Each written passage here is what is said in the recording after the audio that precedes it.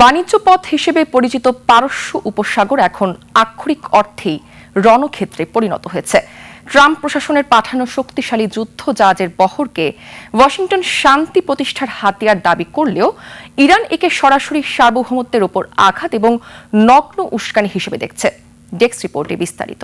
72 ঘন্টা moisture lock সমৃদ্ধ lily body wash শিয়া বাটারের goodness skin repair করে রাখে সফট ও গ্লোয়িং।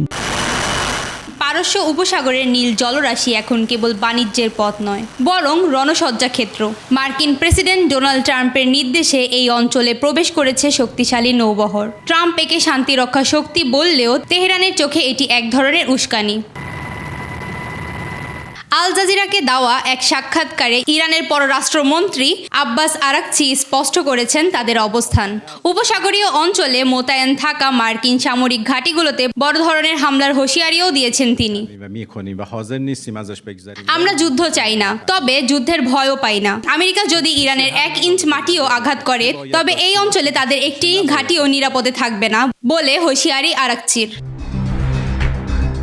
তবে ধারণা করা হচ্ছে ইরানের এই হুঁশিয়ারির পিছনে রয়েছে তাদের বিশাল মিসাইল ভান্ডার। সামরিক বিশেষজ্ঞদের মতে বর্তমানে তেহরানের হাতে প্রায় 2000 মাঝারি ও স্বল্প পাল্লার ব্যালিস্টিক মিসাইল রয়েছে।